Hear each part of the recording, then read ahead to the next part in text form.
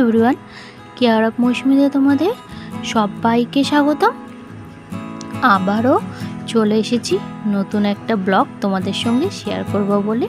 তোমরা কেমন আছো? আশা করছি খুব খুব ভালো আছো, আর আমি তোমাদের ভালোবাসায় দিব্যি আছি। তো চলো ব্লগটা শুরু করে দিই। আর এই ব্লগটা দেখছো, এই ব্লগটা হচ্ছে 25শে ডিসেম্বরের ব্লগ, সকালে তুলেছিলাম। আর আমার এই ভিডিও ক্লিপগুলো ছিল মেমোরি চিপে, তো মেমোরি চিপটা না পাচ্ছিলাম না, কোথায় রেখেছে খুঁজেই পাচ্ছিলাম না। তো পেয়েছি ফাইনালি, তো সেই জন্য তোমাদের সঙ্গে শেয়ার করছি। অনেক দিন হয়ে গেছে, তাও তুলেছিলাম আশা করে যে তোমাদের সঙ্গে শেয়ার করব। সেদিনকে শেয়ার করতে পারিনি, তার জন্য অনেক দুঃখিত। তো চলো শুরু করা যাক। সকাল সকাল গিফট পেয়ে তো খুবই খুশি। ওদের শানটা 3টে পেন্সিল দিয়ে গেছে 3 ভাই বোনকে, আর আমার অলরেডি সব কমপ্লিট হয়ে গেছিল। আর এই যে বালিশ, তারপরে ব্ল্যাঙ্কেট যা ছিল আমি রোদ্রেও দিয়ে দিয়েছি। আর আমাকে রোদ্দুরে দিতে গেলে ছাদে যেতে হয় না, আমাদের ব্যালকনিতে যা রোদ্দুর আসে সেটাতেই কাজ হয়ে যায়। শীতকালটা তো বেশ ভালোই কাটে, কেননা রোদ্দুরটা আসে, অতটা ঠান্ডা লাগে না।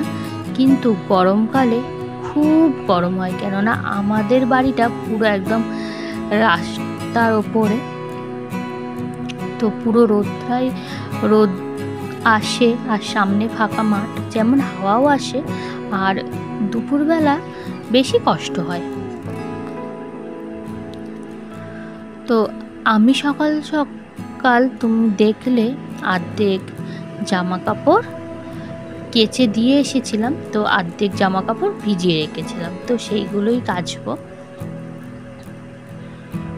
তো আমাদের 3টে ছেলে মেয়েকে নিয়ে সারা দিনই কেটে যায়।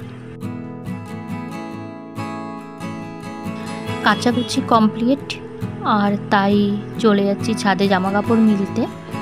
তো তোমাদের এর আগে শেয়ার করেছিলাম যে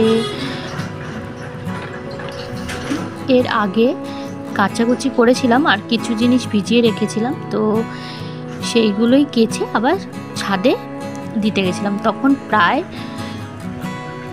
12টা বেজে গেছিল। আর সারাদিনই সেদিনকে দারুণ রোদ্দুরটা উঠেছিল। দেখো তোমাদের চারপাশটা দেখাচ্ছি। সূর্য মামা প্রায় মাথার ওপরই উঠে গেছিল। আর আরেকটা কারণে তোমাদের সঙ্গে ভিডিওটা শেয়ার করিনি, তার কারণ সেই সময় ওষুধ চলছিল, আর সেই দিনকে মনে হয় 8 দিন চলছিল। ওই জন্য 8 দিনের পর থেকে আমরা কাচাকুচি শুরু করেছিলাম। আর কাল ওষুধ চললে তো জানোই কেমন খাওয়া দাওয়া হয়, পুরো হলুদ ছাড়া। যেহেতু যিনি মারা গেছিল তিনি সম্পর্কে আমার হয় জেঠিমা শাশুড়ি, আর অনেক দূরের সম্পর্ক হয়ে গেছিলো, মানে 5 পুরুষ হয়ে গেছিলো। তো শুনেছি যে 5 পুরুষ হয়ে গেলে তো একটুখানি তেল দিয়ে হলুদ ছাড়া খাওয়া যাবে, তো একটুখানি সেটাই বাঁচোয়া। আর শীতকাল রোদ্দুরে মানে কি বলবো, গা হাত পা পুরো খসখসে হয়ে গেছিলো, তেলটা মাখতে পারছিলাম না। তাও দেশের বাড়িতে ফোন করেছিলাম যে অলিভ অয়েল মাখা যাবে কিনা, কেননা বেশি কষ্ট হয়েছে বাচ্চাদের, তো সেই জন্যে অলিভ অয়েলটা মাখছিলাম। আর 8 দিনের পর থেকে কাচাকুচি করছিলাম, কেননা বাচ্চা মানুষদের বেশি নোংরা হয় জামা কাপড়, তো সেই জন্যে বুঝতেই পাচ্ছো দেখে যে কতটা জামা কাপড় বেরিয়েছিল। আর সকাল সকাল ঠাকুমা সব সবজি কেটে দিচ্ছিল। আর যেহেতু আমাদের কাল ওষুধ চলছিল, নিরামিষ কেকটা খেতে হয়, ডিম ছাড়া ভাই এনেছিল কেক, তো সেই কেকটাই খাওয়া হয়েছিল, কেননা বাচ্চারা শুনবে না, সেই জন্যে তো সেই নিরামিষ কেকটা খাওয়া হয়েছিল। আর মা সেই দিনকে রান্না করছিল, আমি আর আমার যা দুই যা মিলে সব রান্নাবান্না করে নিয়েছিলাম।